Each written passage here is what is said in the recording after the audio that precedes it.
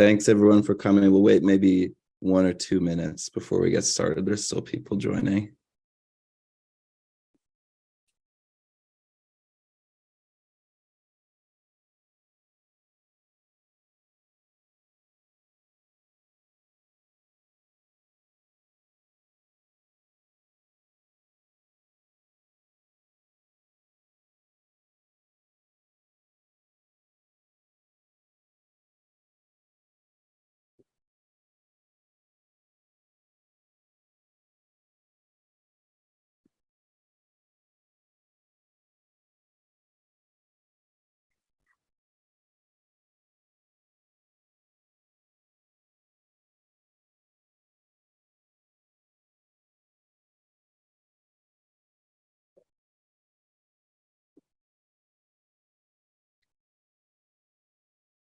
Okay, well, maybe while some people join, we'll just get things rolling. Thank you all for being here. My name is Jack Gross. I'm an editor of Phenomenal World, along with Sindoj Abamik, Emma Fagenbaum, and Maya Adderith. And I'm very, very excited to introduce this Monday morning or night, I guess. There's a few time zones represented on this Zoom discussion about Jamie Martin's extremely excellent book, The Meddlers, which you should buy immediately if you don't already. I'm going to put a link in the chat, which you can click to get to the publisher's page. I'll leave the introductions to my colleague and friend, Tim Barker, who's a contributing editor at Phenomenal World and researcher at the New Institute of Political Economy, who will introduce Adom, Aaron, and Jamie. It's really a dream group to discuss this book, I think. Very grateful to everyone for making the time for it, for everyone for logging in. And just before we get started, I will also ask, if you aren't already, to please sign up for the Phenomenal World newsletter. You get a weekly email with new articles, event announcements for further programming like this, and a weekly digest of recommended reading. And yeah, we'll hear from all of the panelists, and then if you have questions, you can use the Q&A box, and Tim will bring some of the questions in towards the end. So maybe hold your typing until people have done their presentation, so not everyone's getting spammed with notifications. And with that, I'll pass it to Tim. Thank you again all very, very much for being here. Thanks, Jack, and thanks to Phenomenal World and JFI for hosting us. We've got a great panel for you today to discuss Jamie's book. I'll start off just by introducing Jamie and the people who are going to be commenting. Jamie Martin is Assistant Professor of History and Social Studies at Harvard. His book is The Meddlers, Sovereignty, Empire, and the Birth of Global Economic Governance. It was published this year by Harvard University Press, and you can already find reviews in Foreign Affairs, Jacobin, and as well in Finance and Development, which is the official journal of the IMF. And commenting on his book, first we have Adam Gitachu, who is Neubauer Family Assistant Professor of Political Science and at the college at the University of Chicago. Adom's book, World-Making After Empire, The Rise and Fall of Self-Determination, received numerous prizes in its field, and as we'll see today, relates a lot to the themes in Jamie's book. And then we'll also be hearing from Aaron Benanav, who is Assistant Professor in the Department of Sociology at Syracuse University, where he's also affiliated with the Autonomous Systems Policy Institute. Aaron is the author of Automation and the Future of Work, and he's also published on international organizations like the IMF and the ILO as part of his research on the global history of unemployment. And the way we're going to structure this today is that we're going to hear first from Adom and then from Aaron for their comments.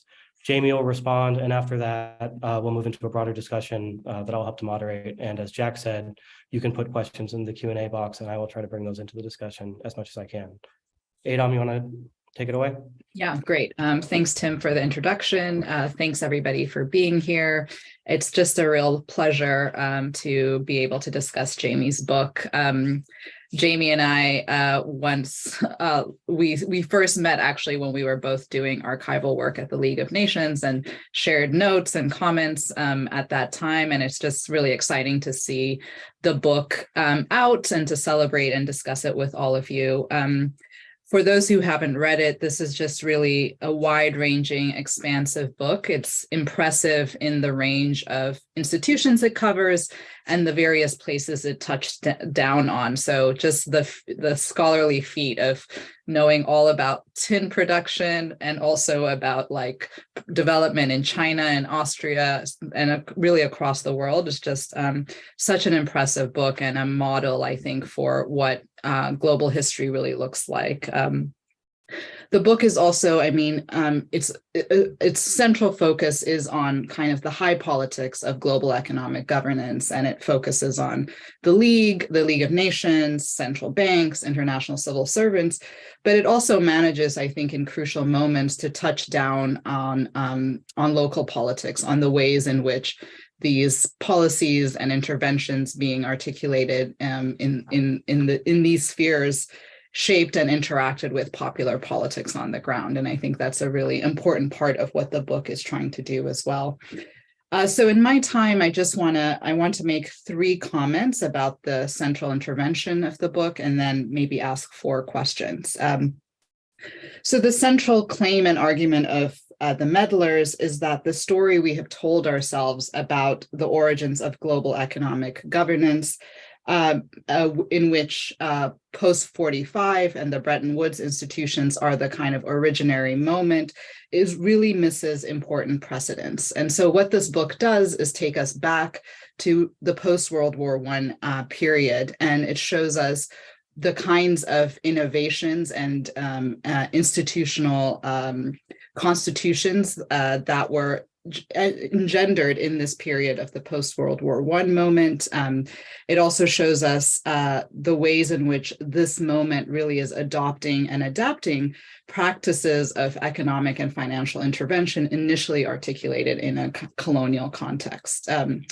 So I think relocating the origins of global economic governance to this post-World War I period makes at least 3 interventions.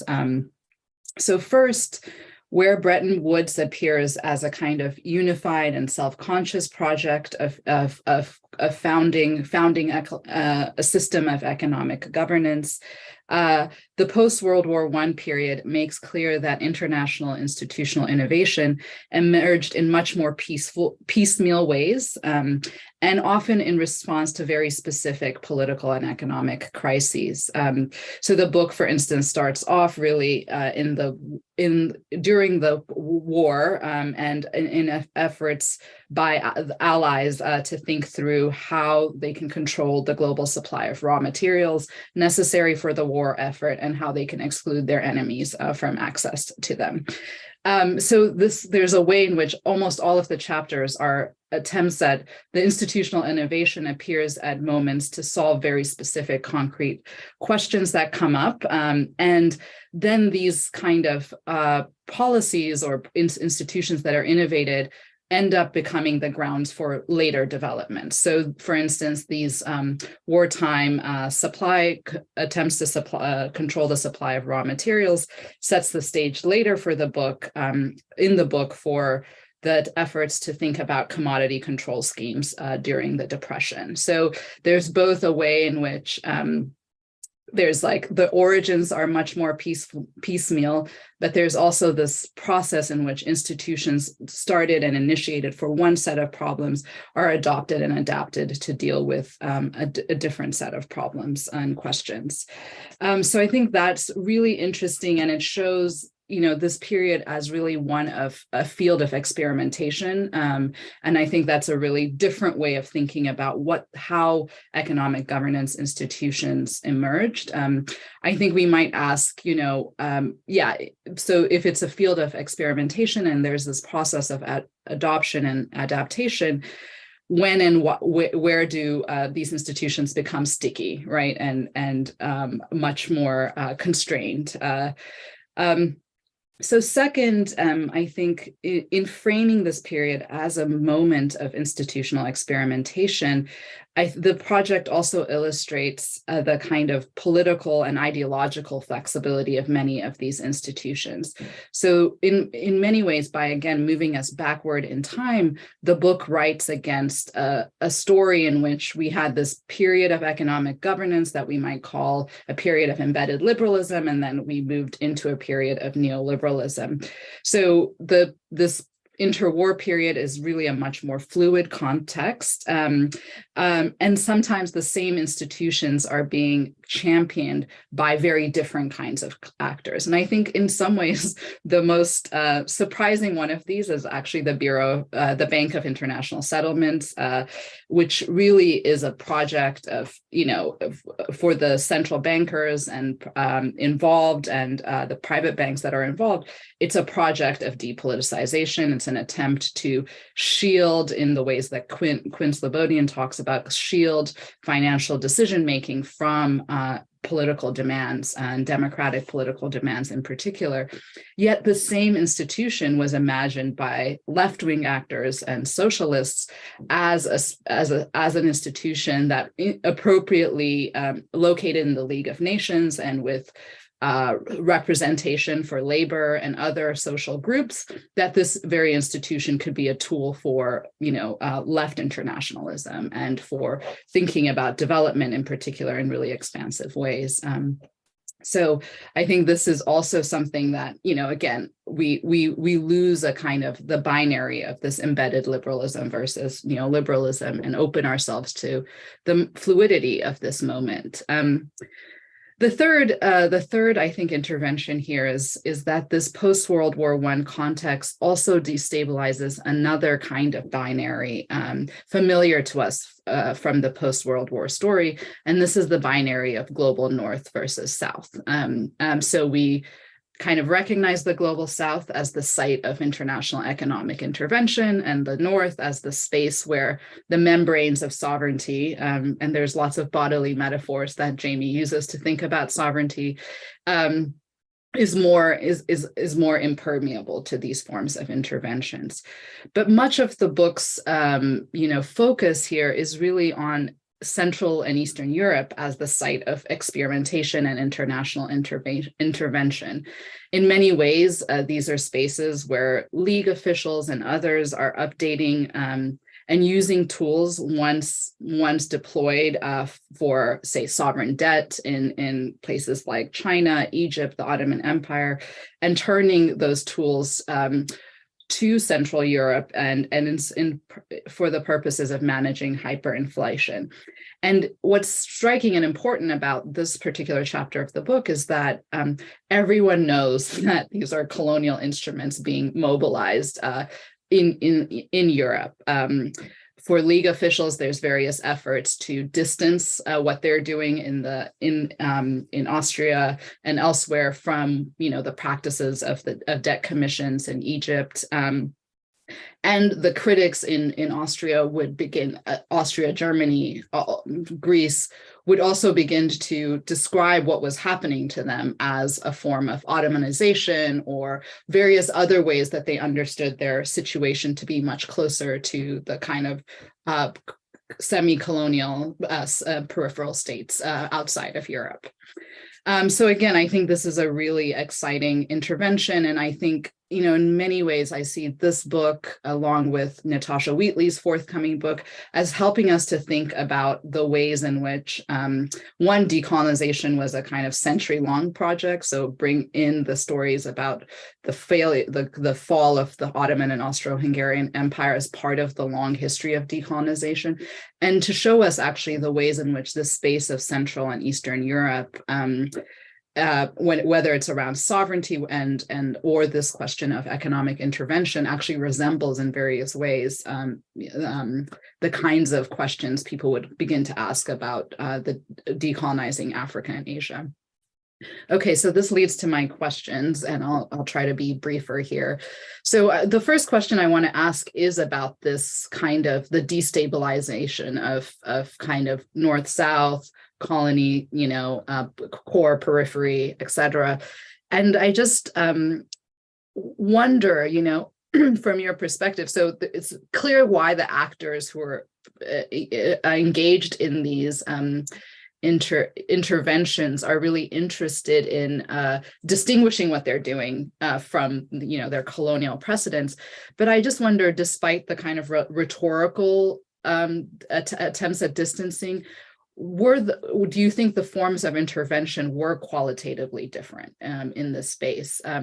Another way to ask it would be, are there reasons to think that the kinds of interventions that happened outside of Europe were distinctive, and what was that distinctiveness? I mean, one might be kind of the outright use of coercive violence, right? Military and gunboat diplomacy, military intervention as a kind of perpetual threat. I think also this chapter, there's a surprising moment where, for instance, Liberia is able to withstand or avoid foreign intervention that Austria, for instance, can't. And I wonder what we make of that particular, I think somewhat surprising conclusion that this much weaker African state ends up not being subject to the forms of intervention that Austria does. So in general, it's just to ask you to think with us about how this traffic of institution and practices from the colonies to Europe and then back again to the post-colonial world, what it means for our kind of thinking through about sovereignty and empire more broadly. The second question is just about the ways that the book stages how the responses to what people understand to be foreign meddling or intervention meets this powerful defensive posture of non-intervention. So many of these sites and spaces, people articulate a demand for non-intervention as a response to the various attempts at international economic governance. And my question here is just what other kinds of answers were available or offered, and perhaps ones that accepted the need for global economic governance of some kind, but sought to transform the rules or the structure of that economic governance. And here, of course, I'm thinking of Christy Thornton's work on Mexico and as well as all the work that's, folks have done around the NIEO, which is later. And I take both of those, Christy's interventions and the work on the NIEO to be saying, there's in some senses, at least in the global South, states accept that there is going to be some form of global economic governance. They do still articulate our arguments for non-intervention, but that's not the only way they try to resist these various interventions, and they're trying to design or structure or reorganize international institutions for more democratic or representative forms of decision-making at the very least. Okay, then the third question is really to ask you to think with us about the relationships between state and capital that get staged in almost all of these chapters. And I think what's really interesting here is that both of those categories get really opened up, like the state, for instance, the Bank of England and the Labour government don't have the same objects in mind in the space. Even the kind of firms, right? So in Malaysia, around this attempt to regulate tin production, the largest company and the more smaller firms have very different interests around this question. So around whether and how to regulate the production of tin. So in many ways, I think the book speaks to a wider debate about to what extent and in what ways is the state an autonomous agent. And I wanted to ask you where this story about global economic governance fits in that wider debate, how you would kind of use this story you've told to help us think through that question. Okay, I feel like I've talked enough, so I'll stop here and maybe come back later for my fourth question. Thank you, though. This was great. Great. Thanks, Adom. And now we'll hear from Aaron Benanav.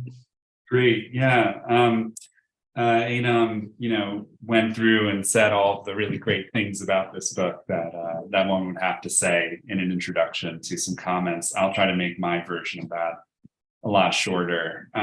It's a really great book, and I highly recommend that you pick it up. I think it makes so many interventions, and it helps us rethink so many kind of truisms or sort of like stylized facts of 20th century history. So I think it deserves a very broad audience for that reason.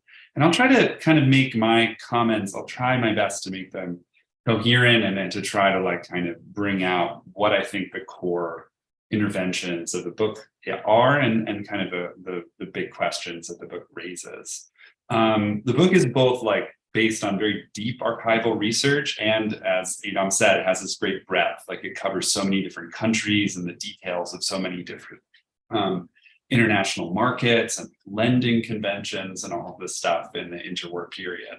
And when you read the book, I think one of the things that really surprises you, like you kind of it's audible. Like when you're reading the book, you're like, oh my God, is these moments when, for example, there's this character, his last name is literally Nixon, there's a kind of secret tapes of Nixon in the book, but this is a Nixon from Britain, from the interwar era. And he's talking about how Austria is in crisis. And this was, the seat of the Habsburg Empire. This is a very important country that has just seen its empire dissolve. And now it's in big financial trouble. It's also a country with a very large social democratic party and active workers. And so, this is a really important country that has to be stabilized in the recasting, as it were, of bourgeois Europe. And, Nixon says like Austria isn't an N-word country like Egypt, Turkey, and China. And so we have to frame the intervention differently. And, it's a really sharp, a great quotation that illustrates just how much the interwar period is like this high tide of white supremacy, of imperialism that in many ways, World War I, unlike World War II, didn't damage that kind of that sensibility at all. It actually, in many ways, reinforced it. And the organization of the League itself really reinforced this imperial order, as both Jamie and Adom's books actually really make clear. So, and I think that example really illustrates what is the core kind of idea of the book, which is to remind us, and this is very clear to me also from my research on the post-World War II era, just how important the idea of full domestic sovereignty was in the 20th century. That countries, it was really important to present yourself both to your population and to the world as an adult, mature country that has full control over its own internal affairs. And the external form of that is that you are a country that can save enough and have enough foreign reserves that when there's a crisis, you do not let other countries meddle in your affairs. And we see this even today. Like, I thought a lot when reading the book about how China responded to the 1997 Asian financial crisis by just saying, we need to do everything we can to accumulate foreign reserves. We never want to be in a position of having to go to international lenders for help. Germany said this, to Spain and Ireland and Greece, like, you are immature, childlike countries because you didn't accumulate enough reserves to kind of protect yourself in these moments of crisis. So this is a really important concept. And, the interwar period, I think, shows in a very stark way what happens to countries that don't maintain this kind of maturity. I'm using these phrases because I think it's very important that these were all discourses of international imperialism and colonialism, stories about, mature adult white countries and non-white, immature, childlike countries. That was a big framing of these things. And so, you could be in danger of losing control of your budgets, losing control over like trade and tariffs, and extraterritoriality, like in China and other places where, officials from foreign countries can't even be tried in your courts.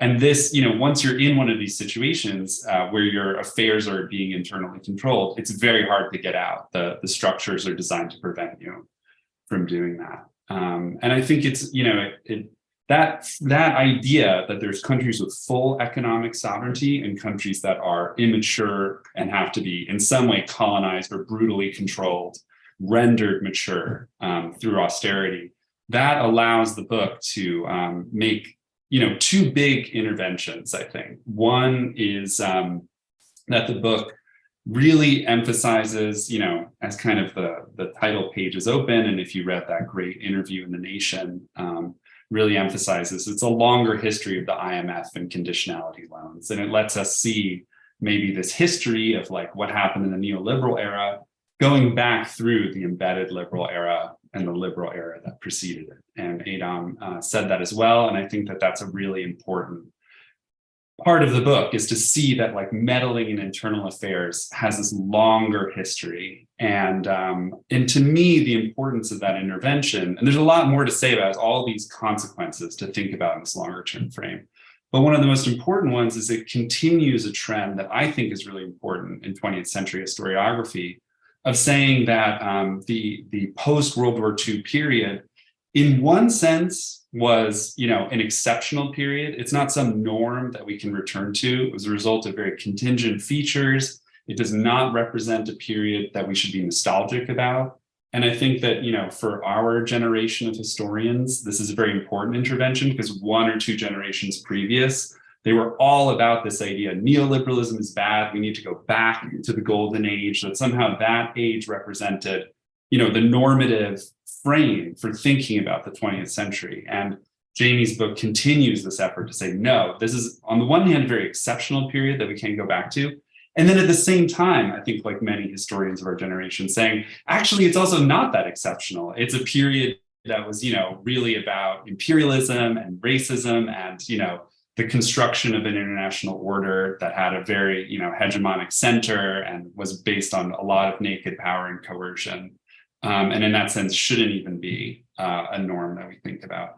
I think the other intervention of the book, which is almost a consequence of the first one, and equally important, is that it's a kind of in the theme of like how patriarchy harms fathers kind of thing, that this idea that there's something like full economic sovereignty that all countries should want. That was a big claim of the imperialist countries.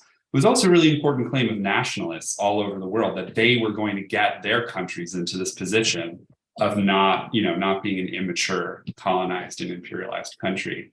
But the side effect of this is that it becomes really hard for governments to come to any kind of binding agreements internationally. That, once you say we want full sovereignty, it makes it very hard to participate in any international agreement that's binding. Because if that agreement is binding, then, inevitably someone's going to show up and meddle in your internal affairs and say you're not upholding your end of the bargain. And that becomes really important in my work around like post-World War II efforts to think about full employment and what would be required to maintain full employment on a global scale. It's also really important right now when we're talking about climate change, COP27, all of these international efforts. And Jamie really talks about how, given countries' need to continue to project full economic sovereignty, it meant the kinds of international institutions we got were incredibly weak in terms of their ability to make binding kind of agreements. It meant that there's really no international machinery to enforce anything unless it's the power of the international market. And that's kind of like my two questions, which are very linked. One is like, I feel like Jamie's book, it raises this really important question, because I think that, again, following a trend in our times, saying, okay, actually neoliberalism, embedded liberalism, and liberalism have a lot more coherence to them. There's a lot more similarities across these ages. And we should emphasize those maybe more than or alongside the differences. But then you run into this issue of like, are we talking about liberalism then? Or are we talking about capitalism? Are we talking about some kind of political frame that stretches over a 150-year period? Or are we talking about like the power of an economic mechanism and what it requires of countries? Because it seems like one of the big things that this is a story about is it's a story about the disciplining effects of international trade, right? That if you get caught out for any reason without enough reserves, you are going to get screwed with in really serious ways.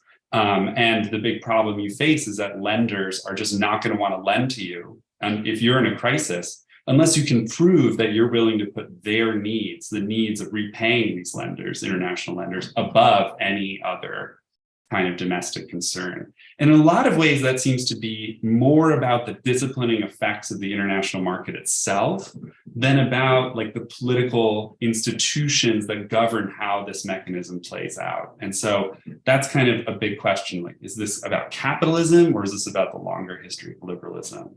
And kind of a sub question related to that, I was very interested I was wondering whether the role, one of the big things you could think about this era and about post-World War II era, you could think about them in terms of these being eras of mass worker uprisings. And that comes out a lot in the book, in the Austria example.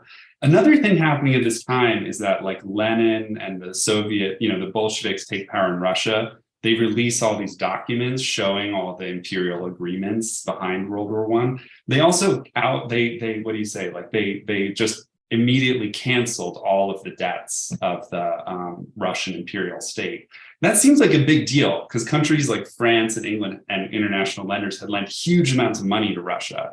And Russia was just like, and Lenin and the Bolsheviks were like, nope, we don't care. We're not paying any of this back. And they didn't pay it back basically until the 90s. Complicated story. But I'm sort of wondering whether that Soviet example and kind of like those alternatives coming from the worker side, like whether that played a role at all in what happened in the post-World War I era. And I was thinking about how it'd be interesting to put this book into relation with Clara Matte's book, The Capital Order, which is also about post-World War I and the origins of austerity. And okay, and then my second question, sorry, I'm also probably going on too long, is about the alternative, to that. And I think that when you realize how hard it is to construct an alternative to that order, it seems to me to suggest that we're talking about capitalism more than liberalism here. Because the book actually presents two possible frameworks of alternative. There's two, and I'm thinking about this like, how do we learn lessons from the past about positive alternatives for the future? One way to think about the alternative is to kind of extend, it's an internal extension of what the story of full economic sovereignty does. So like during World War II, Keynes is saying, what if we got to a world where every country could have domestic autonomy? What if we set up the Bretton Woods order in a way that forces, creditor countries to adjust rather than debtor countries, that makes a lot of space for countries to borrow money when they're in internal crises? This could be a world of full domestic sovereignty for everyone. That seems like a really positive, world. And there's a certain conception of the international machinery that you would need to do that. But then from another perspective, you might say, wow, that would be a world in which it's even less possible to get binding agreements across the world. The more countries have internal domestic sovereignty, the harder it is to imagine them coming to any kind of binding agreements that, which we need. We could have a much better world order from any perspective, even in capitalism, let alone in socialist or other alternatives, if we could get people to actually coordinate on better solutions, there you have this other thing, which is during World War I, the imperialist countries' agreements around tin and these ideas that maybe commodity production and distribution is going to be planned rather than occurring through a market.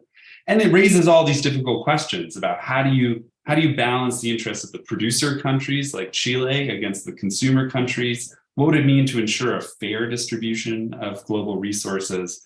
But there you're kind of saying, there's a story there about actual coordination that would make it less necessary to have these kinds of crisis mechanisms because it guarantees countries access to the kinds of basic goods that they need, regardless of the time. So it would create a mechanism that would have much more binding consequences on countries. And the book really emphasizes that the reason why this doesn't happen, very many reasons, but one of the big ones is no one wants binding agreements because they want to maintain their sovereignty. So I'm hoping, those are some coherent interventions, and it's a great book, and I highly recommend picking it up. All right, thanks to you both. Those are great comments. There's a lot on the table now from 1917 to COP27. So Jamie, if you want to just respond probably just to some of what's been put on the table. Absolutely. Well, first of all, thank you both so much for that absolutely incredible set of comments, and also for your extremely kind words. I've obviously learned so much from engaging with your work over the years, and I just couldn't be more pleased to be in conversation with you. So I'll try to go through some of the questions you've raised and the points that you've made, which are fantastic and challenging in the best of ways. Adom, you were very good at kind of breaking down numerically your questions, so I'll try to kind of respond as much as I can in turn. The first question you raised is about this kind of destabilization in the book of some of these kind of binaries between global north and south, between core and periphery, and how kind of, if we look at kind of a longer history of empire, particularly in Europe, from the 19th century up through the interwar period, we can kind of put that into some conversation with this kind of, broader histories of decolonization.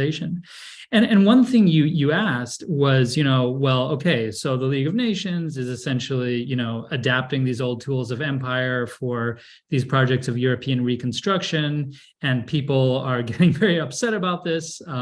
But like, what's qualitatively different here? Because obviously this is different, right? It's an adaptation of empire, but of course, it isn't just kind of empire itself. So I think there's few differences, some more important than others. The difference that's always emphasized by League officials or by international lawyers who support these schemes or by various political actors is the fact that a sovereign state is a member of the institution that's disciplining it. And this membership is supposed to provide the state with some actual form of direct representation, which obviously wouldn't be the case for an actual colonized, or in most cases, a semi-colonized state. This often doesn't mean that much, you might say. However, what you could do is that you could ultimately expel, the advisor who's exercising this kind of discipline over you, or create such a kind of uproar about this advisor and this form of discipline within the halls of the, assembly and other kind of institutions of the League, that you kind of throw the whole project into jeopardy. And you could do this without the threat of actual violence being deployed against you, right? So it's not like, in the case of Egypt, the politics around sovereign debt ultimately leads to invasion in the 1880s, right? This isn't going to happen in Austria. There's debates at the League, does there actually need to be a kind of gendarmerie attached to these schemes? Do we need to be able to potentially make the threat of kind of violent coercion on the ground if the state isn't agreeing to these, austerity programs? But ultimately, this gets rejected. So that's it. And as you mentioned that, right, that the threat of violence isn't there.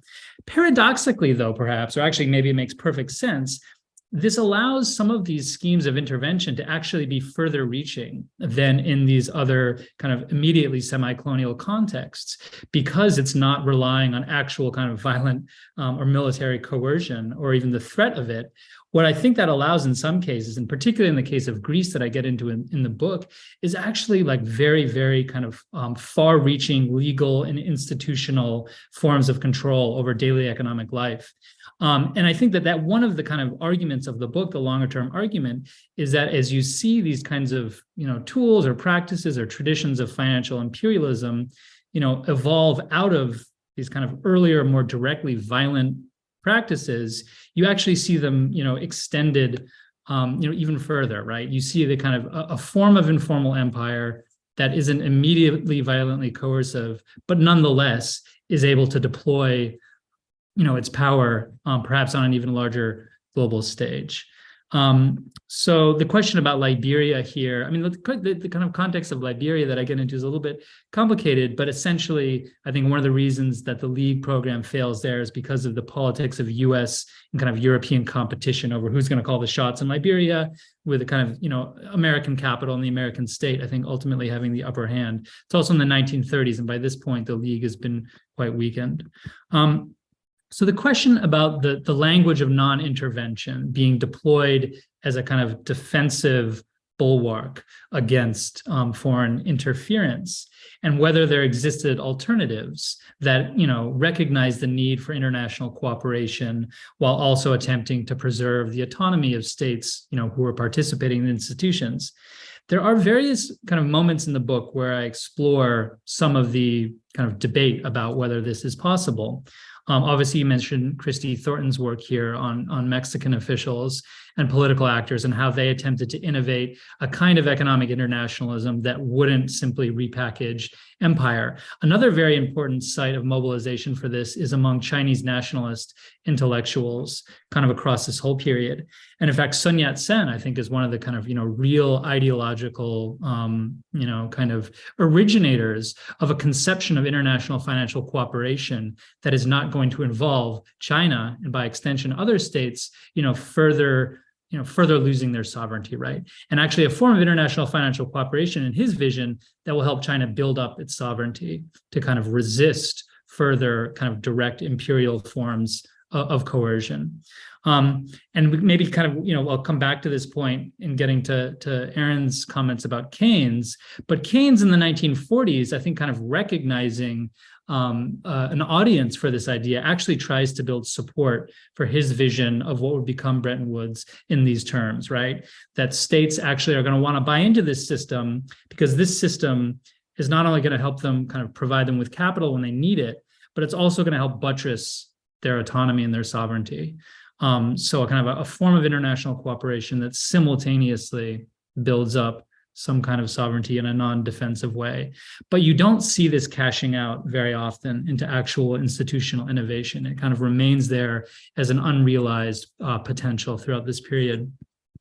On this very challenging and an important question about the state as autonomous actor in the book and the relationship of state and capital, it would be difficult for me to give a kind of, very, kind of easy and straightforward answer to that question. But I think one thing that is significant here, and this relates to this, this kind of ad hoc process of institution building that you pointed out. I think one thing you see in my book is that at the beginning of each kind of moment of institution building, it's usually the state with the initiative. It's usually the state that wants to do something in order to respond to particular crises that threaten kind of serious international political repercussions. In many cases, the threat that's being responded to is a kind of economic instability that appears to be jeopardizing the peace settlement that's put into place after the First World War. So particularly in the 1920s, right? A lot of the impetus behind financial stabilization is to prevent Europe from going to war again, whether it's kind of preventing a territorial skirmish in the Balkans from erupting into full-blown war, or preventing, German reparations from devolving, into kind of a total catastrophe, right? But what you see, I think, is that, after the state kind of, often recognizes a need for some kind of new international response to a particular source of international political instability, that you then see private actors get involved, right? And that's, I think, often when these institutions become sticky, is when actually you have real buy-in, particularly from powerful financial institutions, right? And in many ways, the story, I think, in the book, or one of the stories, is how these kind of state-led projects ultimately are harnessed for projects, kind of more germane, I'd say, to the interests of private financial actors. And private financial actors play a huge role in determining what these institutions become. So I hope that kind of answered, at least gave a kind of a sketch to some of the questions that you asked, which are really fantastic. Aaron, I'll now turn to your questions as well. And I really loved how you kind of, said that one of the things that the book is doing, or kind of where the book comes from, is to provide this longer history of IMF conditionality, kind of demonstrating that the post-Second World War period both is exceptional and not exceptional. And I do think that you're correct to say that there is a kind of, generation or sub-generation of historians who think that that's a crucial intervention to make, not only for historiographical reasons, but I think also for normative reasons. One thing the book is trying to do is to try to re-narrate the story of the rise of global economic governance out of this emphasis on this kind of, the unique genius of New Deal or Keynesian internationalism, and the kind of supposed collapse of that into neoliberalism, and instead to tell this as a longer story of the evolution of empire. So this gets to this very difficult but excellent question about, are we speaking about liberalism here? Are we speaking about capitalism? thing the book tries to do is to paint this continuity between these kind of styles or practices of liberalism or regimes that we see as quite separate, right? Neoliberalism from the late 20th and early 21st century, which may or may not be ending now, like jury's out. And then before that, embedded liberalism of the mid 20th century. And then before that, classical liberalism or something like that. And to say that, like, well, look, across these periods, there is the kind of, the slow and steady drumbeat of various kinds of interventions that we, in places where we may not, think we would find them. So, is this just kind of like what capitalism requires? Perhaps, I mean, the kind of the long-term relationship of capitalism and kind of, outright empire, obviously, is a story that's been well told. But I think more specifically, what the book is trying to say here is that there's a great degree of direct continuity between a style of late 19th century kind of informal financial imperialism and later regimes of global governance. So a style of kind of bankers' diplomacy. And that's really where I see the kind of, steady persistence of these kinds of interference coming from. It's from these traditions of essentially, kind of banking diplomacy, I guess, as I put it. And that's kind of more specifically, so like, is this a story of like modern finance capitalism? Yeah, I'd say probably the answer to that is yes. Now, on this point of like, patriarchy hurts fathers too, it is one of the suggestions of the book is that this kind of browbeating internationalism undermines internationalism, right?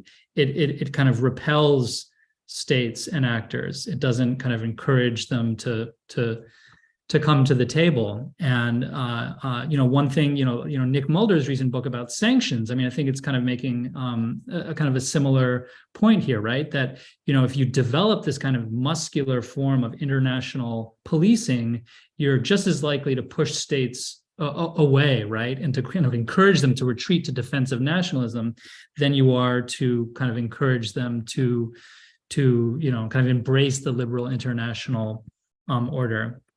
So, what's the alternative? I mean, what are the kind of the alternatives that are on offer? I think you're right that Keynes at the time in the 1940s, when he's developing plans for his international clearing union, he very clearly thought that this would be a system that would encourage states to come to it. I've seen in the archives these kind of missives being sent off to Egypt and China and other states, again, as I mentioned, saying like, look, this is you'll have your cake and eat it too. This is the kind of the great embedded liberal vision.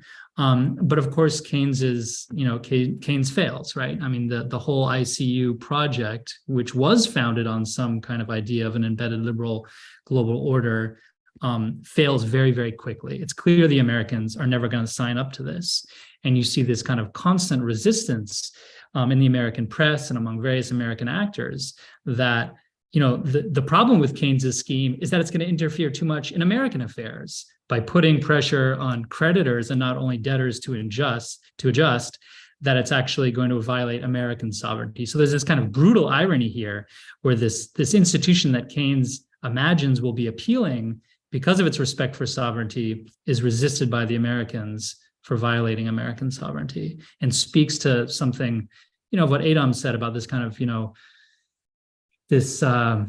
the way in which non-interference can be mobilized by very, very different political actors on the right, on the left, in the center, and so on and so forth. I would like the book to be read as providing a kind of a historical, a historical way of thinking about this problem, which I see as key to, dealing with some of the crises to come of the 21st century, of developing a form of international cooperation that is more representative and just and doesn't involve the same kind of, neo-colonial browbeating as some of these earlier institutions. But I also am reluctant to say that the book, kind of presents the alternatives very clearly for us to just draw from. It's not a book that has kind of obvious blueprints, I think, but I also wouldn't want it to be read as a kind of a discouraging story. So anyway, I think that's probably more than enough from me on those excellent questions. I'll turn it back over to you, Tim, and take it away. Great, thanks, Jamie. So I have a few questions that I can get things rolling with. I'll also keep an eye on the Q&A tab if anyone in the audience wants to put things in there. So Jamie, I thought to start, the book is extremely timely, but it also would have been timely almost no matter when it came out. I'm thinking this is a project that in some way you've been working on for a decade. And so I was curious if you could tell us a little bit about how you were thinking about the project in relation to the events of 2011, 2012, and how that has changed in the decade since. We've had, several commodity cycles, crises in Southern Europe, and, all these things which relate to your book. So if you could walk us through that kind of biographical side of it, I'd be really interested.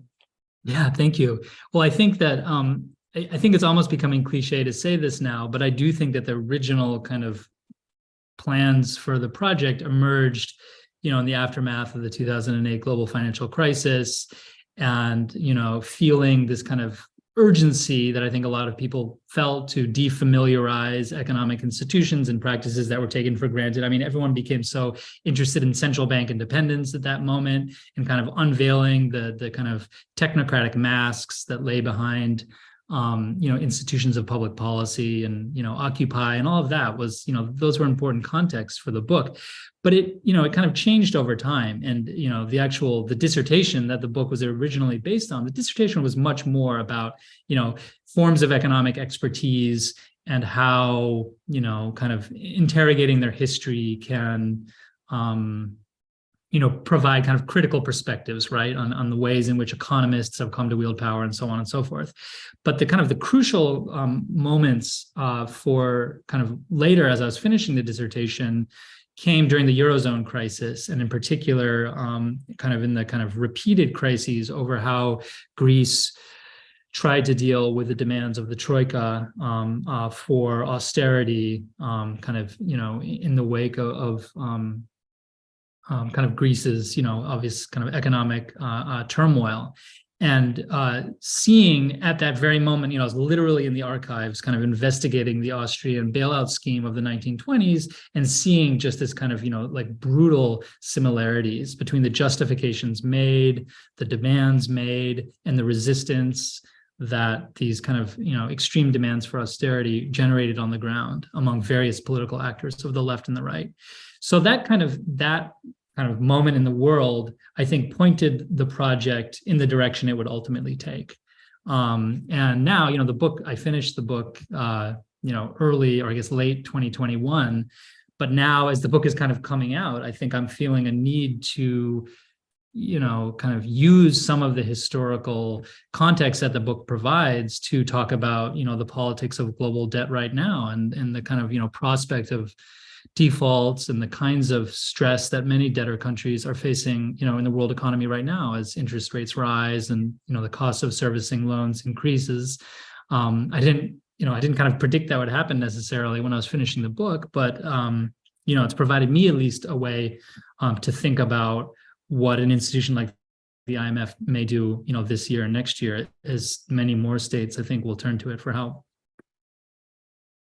Great. And, the thinking about emerging market debt crises, we naturally think of the late 70s and 1980s. So I was curious, this is a question for you, Jamie, but also for Aaron and Adom, since they've written about the 70s in different ways.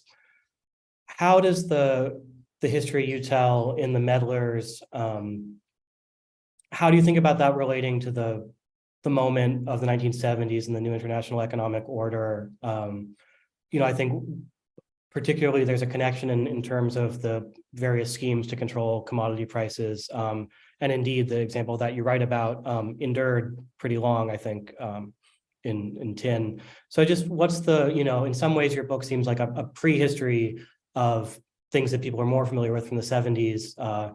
And now today in 2022, people are thinking about the 70s a lot again. So do you have any reaction to that? Yeah, so the kind of movement for new international economic order, I mean, taking place in the 70s, it's a bit beyond the kind of chronological bounds of most of the book, but I do see that as a kind of, it comes into the book in the epilogue.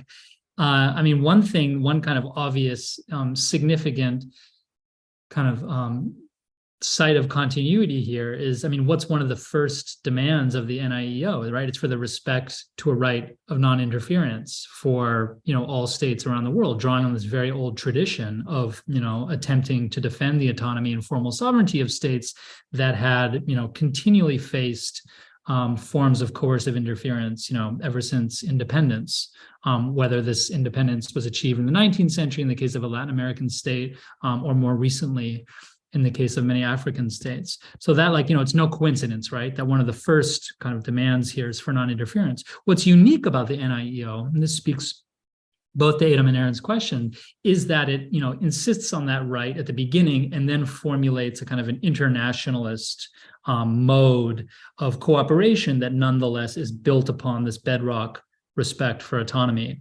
And that's quite rare, right? I mean, the book chronicles a few similar attempts, but they're kind of quite rare across the time period that I study. So it's quite, but also, importantly, again, it's not a failure. And Adom can speak much more about this, and she's written much more about the NIEO than I have.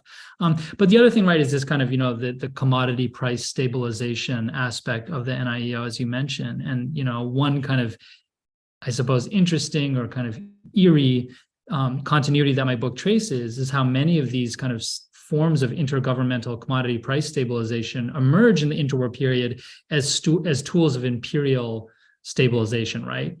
Because the kind of commodities whose prices need to be stabilized are by and large found within colonial territories, right? So stabilizing their prices is seen as key to these broader schemes of imperial stabilization. But then later, in a post-colonial state that has these resources, a similar kind of intergovernmental or international form of cooperation at price stabilization is obviously seen as useful as well. So that's kind of like two, I think, kind of important continuities I would trace. I don't know if you wanted to jump in, Adom, about the NIEO. Yeah, please. I mean, I don't have much to add. I do think, the point Aaron was also making about this bind that post-colonial states find themselves in the post-war period, which is, on the one hand, you do need the defensive posture that non-intervention makes possible becomes really, really important, and it becomes more important, I think, between the 40s and into by the time we get to the 1970s. So in some ways, there may have been even more openness to thinking about versions of delimiting sovereignty. I think that's why the federations chapter for me of my book is really important to me, because there I do really think there's an attempt, even more expansive attempt to overcome this question of sovereignty. But yeah, on the one hand, you have to insist on some form of non-intervention and sovereign autonomy. On the other hand, you're kind of imagining pretty radical forms of intervention, but even beyond the kind of Charter of Economic Rights and Duties of the 70s. If you look back on the planning documents of UNCTAD in the 1960s, there's quite expansive visions of a economic regulation on the international level. And I think one kind of question this longer history raises, or puts into much sharper relief, is, how do we read those two things? Is the you could think of non-intervention as a kind of stopgap measure for the present, right? But with that sense that it ultimately is supposed to give way to, much more robust forms of internationalism. Or you could imagine that what internationalism is always meant to do is reinforce autonomy, right? And connect it to connect it to a vision of self-rule, et cetera. And I think, different actors in this period had different visions of that. But I think that, you couldn't really imagine that second question about whether you could have forms of internationalism that really did undermine sovereignty when you felt the pressure to defend the rights of autonomy were so profound and important in this period. Yeah, I think that's absolutely right. I mean, I think that one thing that's interesting as well is how kind of across the period that my book focuses on, one of the ways in which non-interference as a kind of normative ideal often doesn't cash out into real protection is because it's often kept quite vague what the issues, the kind of precise issues are that are to be protected from non-interference. So you see, in the Articles of Agreement of the IMF, there's this kind of very vague sense in which the social or political policy, the domestic social or political policy of member states is not to be, kind of messed with effectively in major decisions made by the institution. But immediately after Bretton Woods, there's this kind of huge uncertainty. I mean, like, what does that actually mean? Does that mean a government budget kind of fully? Or is that just about specific kind of child welfare laws, or kind of very, it's very unclear, right? And I think as long as that's kept unclear, you can kind of continually run up against this problem whereby, kind of simply claiming a right to non-interference often doesn't cash out into a real project, kind of a real articulated political project to preserve autonomy. Yeah, and I would say, I mean, there's just very briefly, Tim, there's after the 1960 resolution in the UN on self-determination, there are a series of General Assembly resolutions that are particularly concerned with this question of what non-interference means, and having one that really is much closer to the kind of Nkrumah vision of neocolonialism. So intervention isn't just military intervention of the kind that the UN Charter forbids, but it's a really expansive vision of what non-interference interference might be, and what the right of non-interference entails. But again, that moment of like insisting or hardening the boundaries of non-interference sits uneasily against what would be the project of building these kind of expansive visions of economic governance in the 1970s. I was just going to ask if either of you, Jamie, you said that neoliberalism may or may not be ending now, the jury's out. Do either of you see, either presently or as a near-term prospect, the revival of these, particularly the schemes to control commodity prices on an international level, either as a bottom-up thing or as a kind of top-down anti-inflation strategy by the richer countries?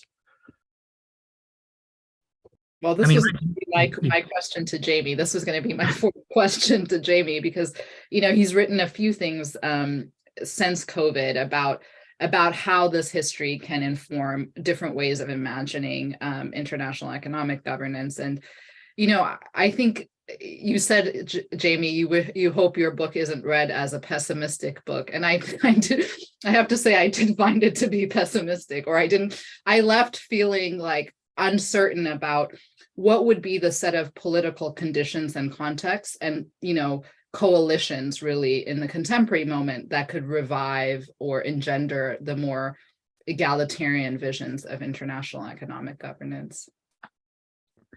Yeah, I mean, the conditions that are charted in the book, right, are 2 world wars. So it's not exactly easy to imagine what the equivalent would be. Maybe climate. I mean, that's kind of the best bet, I think, would be the kind of climate crisis.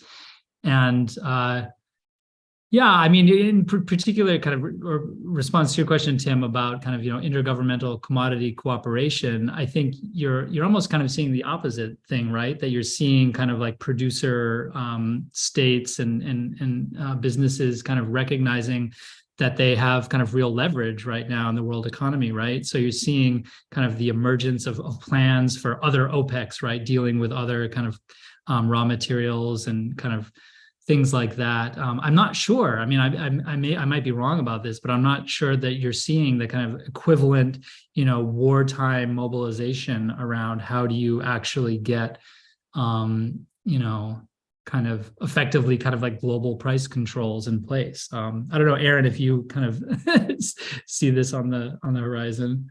I don't know. Yeah, I just think it's I think one of the advantages of being a historian, which I now think about in a forlorn way since I become a sociologist, is like that you can say, well, we have to see what happens, because the future is pretty radically unknown in a lot of ways. And there's a good reason to focus on studying the past. I think it's just to me, like the thing I keep thinking about is what's going on in the UK right now. I mean, you had this insane person who said they were going to do, the prime minister was going to do unfunded tax cuts, and the IMF stepped in and was like, no way. Like you had this really intense international control over a policy that people on the left wouldn't like, obviously, as a real inequality increasing policy. She's thrown out, and then Sunak comes in. You've got Goldman Sachs, Goldman Sachs like financier running a country and imposing austerity on it in a very traditional way, there. And what's happening in Sri Lanka, or what happened there when they ran out of oil. It just seems like it raises for me again. I feel like one of the big, maybe this is the pessimistic read of your book. I think there are a lot of other readings you can make of it, but it's sort of like one thing you might think is, well, if classical liberalism, embedded liberalism, and neoliberalism share these commonalities, and again, it's interesting to think about what part of this is capitalism and what part of it is the deep history of liberalism. And I think you raised a really interesting point where you're like, well, what is the role of these bankers? Is that, is it their ideology, or is it their structural position that's kind of generating these outcomes? But it just feels like, pretty easy to imagine that whatever the next phase is, if unless there's a really, really large social uprising or coordination of, poorer countries in the world, which we've seen in the past, one of the big lessons of the 70s is how hard it is to get coordination among poorer countries, because they actually are differentially dominated. It's very likely that what comes after neoliberalism is just another form of liberalism. You know what I mean? Like the natural pathway of transformation is not towards a world in which countries that don't have enough foreign exchange are not meddled with. That whatever the next thing is, it's definitely not going to be a world without meddling. Unless something really big changes in the world. And I don't know. Yeah, I wonder what you make of what's going on in the UK now, because it feels to me like another, actually it's a common example in your book that the UK is the country that had done all the meddling, and then as its empire breaks down, is constantly finding itself subject to the kinds of, impositions that had done on other countries are now constantly threatening to come home. And it seems like what's happening there right now is a perfect example of that.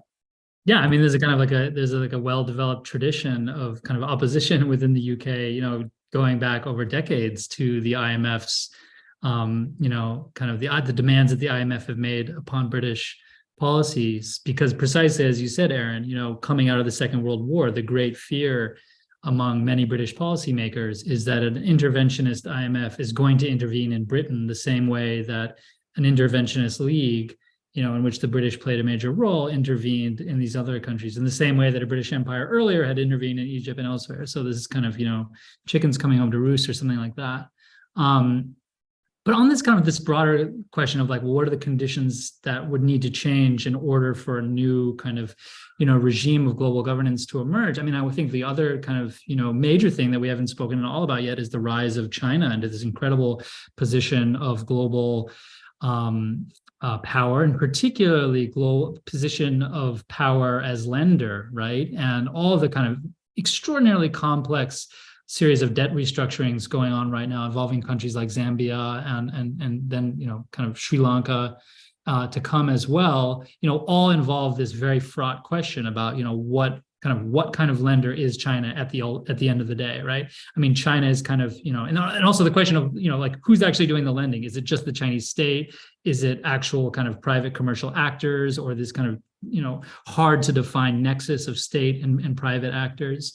But, as China kind of rose into its position of becoming the world's largest, bilateral official creditor over the last few decades, it did say, drawing on this old tradition of non-interference, in the 60s, there was an, official CCP policy that foreign aid had to be premised on a respect for a right to non-interference of countries in receipt to it. So I do actually think there's an ideological tradition to this, but China has said, we're not the IMF, right? We're not the World Bank. You can draw on Chinese financial assistance without us making corresponding demands for austerity or, to the chagrin of many people in the West, without us making demands for, human rights, to respect human rights, or for government transparency or anti-corruption or whatever. But the domestic realm of the borrowers is to be kind of sacrosanct. But I think, Aaron, you're right. The question is, well, now that China is facing its first potential global debt crisis, to what extent will that kind of, opportunistic or ideological commitment or whatever it might be to non-interference, actually get tested when kind of real money's on the line. They're also, Xi is always saying like they're very in favor of a free trade regime, right? I mean, not just you're talking about the finance side, but on the trade side, they've been pushed towards like a very strong line on the liberal trade order. Remember in the early years of the Trump regime, right? There was this sense in which like China was going to become the kind of like responsible liberal international actor, right? And kind of uphold the, by building new institutions, by defending the WTO or whatever. That already seems like a different era. It does seem though that the IMF and the World Bank have kind of, they've changed the way that they deal with states that have kind of close financial relationship with China. And they do seem to moderate their terms with borrowers that have access to kind of more unconditional financing from China. So, there is, I think, an open question of, is China as lender kind of going to be something that actually forces these institutions to change? I think it's an open question. In between the decline of the British Empire and the rise of China, there's also the rise of the United States. And I wanted to ask about American power, both in your book and more generally. One thing I really appreciated in the book is that I think it can be read as a corrective to histories of global capitalism, which are exclusively focused on the United States. At the same time, the book does end with the moment when the US becomes, as you call it, the guardian of global capitalism.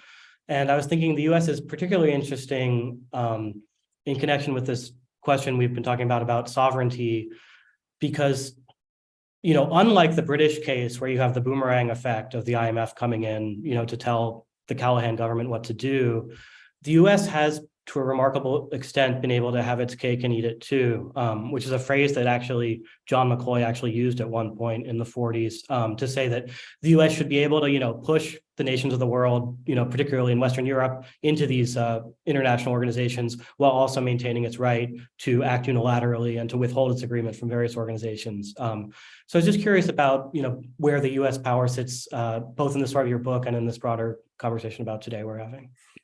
Yeah, so the book absolutely does the book ends, in the 40s really with the rise of the United States into this position of extraordinary global power. And that's kind of an undeniable kind of fact, I think, of that moment in time.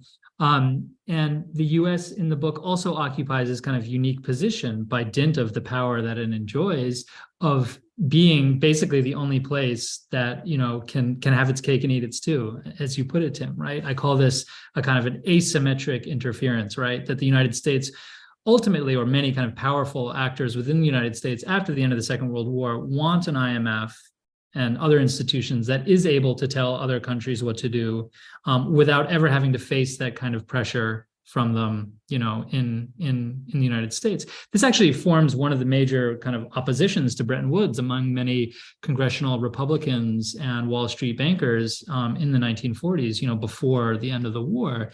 The idea that joining an institution, the institution has either got to browbeat borrowing states or it won't work financially. It'll just be a huge waste of money.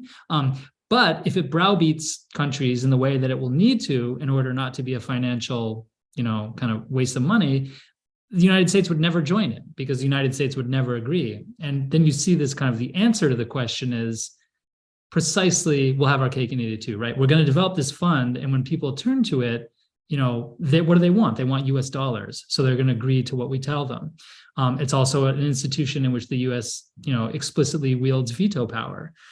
So there's all these ways that it's kind of built with this sense that, it needs to put pressure on some countries while resisting, pressure being brought to Washington. So that's there from the beginning, at least from the position of the Bretton Woods institutions. And I think that that's helpful for the kind of, broader push away from just seeing this whole story in terms of a post-45 kind of rise to US global power, because I think it's helpful in that way to see how the US state and this kind of, kind of private actors after the war see this institution as performing this function or kind of similar functions to previous institutions like the League of Nations before it, right? And that if we see the Bretton Woods story kind of exclusively and the kind of origins of global economic governance exclusively in terms of this kind of New Deal internationalism, this kind of very, very special moment of the war, then I think we miss that important continuity, right? And we miss that story of how the kind of real exceptional moment here is how the US is able to design a system kind of premised on asymmetric interference.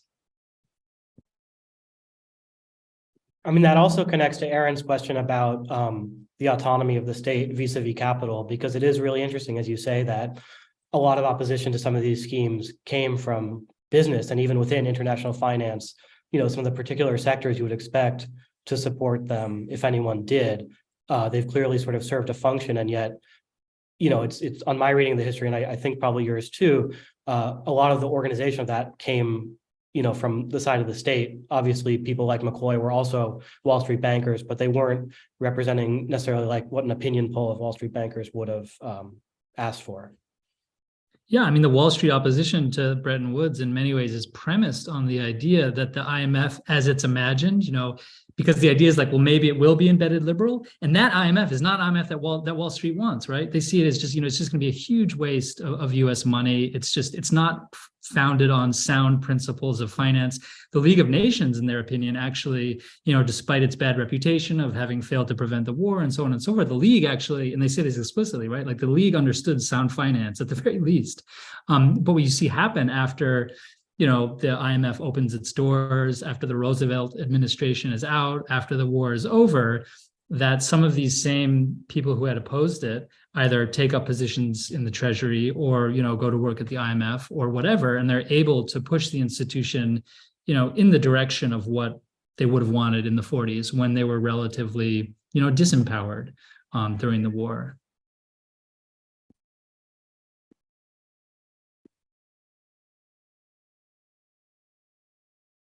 I have a question that I think everyone might have ideas about, which is just why is it that the embedded liberalism narrative or frame has been so persistent? I feel like, really good historians have known for a long time that it wasn't true. It's becoming increasingly ubiquitous as a claim. And yet it seems really difficult to dislodge. And in a way, even, when these points are made, there's a kind of default to that way of thinking about things when one needs a shorthand. And so I'm curious if any of you guys have thoughts on just why it has so much sticking power and what need it might be filling.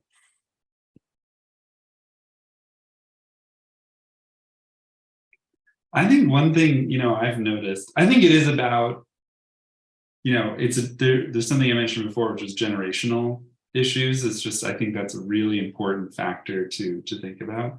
But then I think, why did people sort of glom onto this? And one thing I think is very important is that I think in my research on international institutions, I would say that there were internally critics to the neoliberal turn at a lot of international institutions, and it really benefited them to project a narrative where there was a previous era that was good and the era that followed it was bad. So I think if you look at like the UNICEF report on structural adjustment, the ILO, UNCTAD, like all of these institutions really began to, the ones that didn't go down the neoliberal pathway and were actually cut out of a lot of what followed, like the ILO, they really turned their massive research institutions towards this narrative that everything was great before.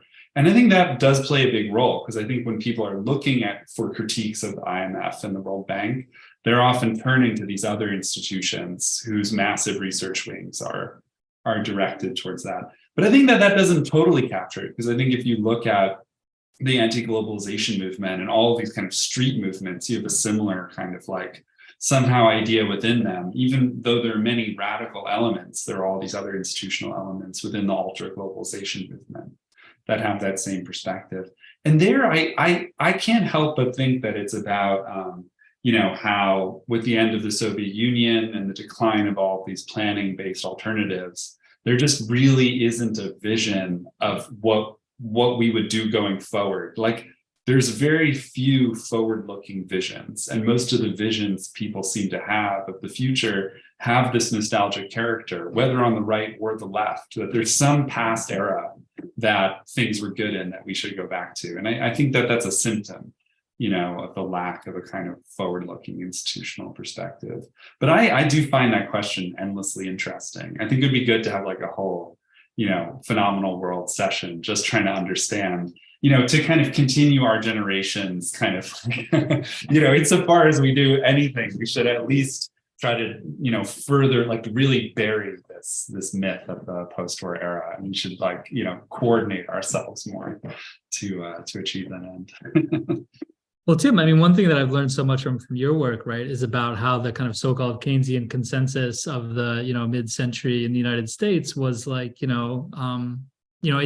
also a myth. And I think it persists. It's not, I think the embedded liberal, the kind of the myth of this kind of robust global embedded liberal order of the mid-century kind of, it exists in relationship to this idea of this kind of moment of Keynesian dominance and the kind of persistence of some kind of, New Deal inflected political economy. And I think that the two are related. So I think that, insofar as the Keynesian consensus is still taken for granted, then embedded liberalism makes sense as its international analog.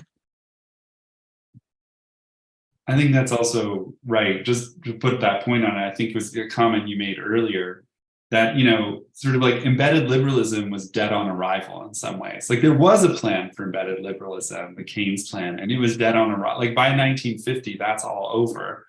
And there's a weird way in which the kind of like rhetoric of an era becomes the name of the era, whereas the reality, the failure of all this institution building, somehow, slips out of that framework. Sorry, Adom, you were gonna go ahead. No, I think this point you just made is a really good one about Jamie's book, which is not only do you move us backward in time to give a different origin story, but doing that reveals how very limited and almost non-existent the period of the Keynesian consensus was in the post-war years. I think that's perhaps as striking as the kind of older origin story is as how short-lived that was. I mean, I don't have much to add to this question about why embedded liberalism continues to be so important. But, I think one kind of question we might ask, a different question is, if not like that, tripartite story, liberalism, embedded liberalism, neoliberalism, if there are these real strong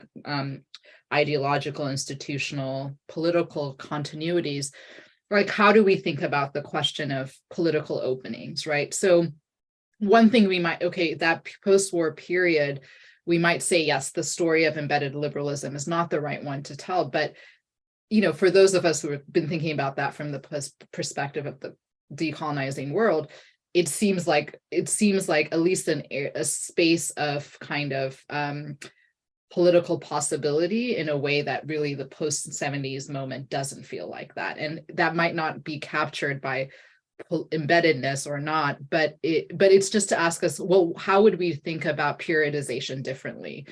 What would be the kind of spaces? What are the important moments of discontinuity in this longer story of continuity that we're all beginning to tell? I mean, I think one thing is the disempowerment of Wall Street during the war, as I mentioned, and that gets to also the kind of the point that Aaron was making, right? At this moment, in which Wall Street is kind of sidelined, and the kind of the center of gravity moves to Washington, there is a lot of chatter, right, about embedded liberalism. There's a lot of talk that, like, okay, we are going to do something that's quite different, at least among some actors. And I think that moment passes quite quickly, right? And that kind of like sidelining of Wall Street from this kind of, the international economic policy making is relatively short-lived. So that's one kind of structural or kind of coalitional interest group way of answering a question about political openings. We have just a few minutes left, so maybe I'll give each of you a chance for any concluding thoughts. Maybe we can, seems like we should wrap up with Jamie, so maybe we can go Aaron, Adom, Jamie. Well, I just think it's it's a great book, and I'm very thankful that I had a chance to talk to the three of you, actually, Tim, Jamie, and Adom. It's just, I don't know. I hope we get to do in the future. We should do things like this more in person too, because I miss those kind of events. But yeah, Jamie wrote a great book. Huge congrats to you for that achievement, and yeah, everyone else. I hope we've made the case that it's really a book worth reading. So thanks. Yeah, I don't have much to add to that. I'll just also say what a pleasure it was to read this book and be in conversation with all of you. I think it's a really important book. And as Tim said, it would have been timely 10 years ago, but it's incredibly important in this contemporary moment to think through, the histories of both how we got here and I think the other possibilities that might have been available to us. So thanks, Jamie, for the book. Well, thank you all for being in conversation with me. It's such a privilege and a pleasure to get your challenging questions and comments and feedback. And, not only to help me think about the historical and analytical stakes, but obviously the normative stakes and the kind of forward-looking possibilities involved with these debates and these topics. So thank you. It's been a ton of fun. And thank you, Tim and Jack, and everyone at Phenomenal World and the James Family Institute for making this possible. All right, so everyone's going to buy Jamie's book and sign up for the Phenomenal World newsletter. Thanks everyone for coming, and enjoy the rest of your Monday. Thanks. Bye.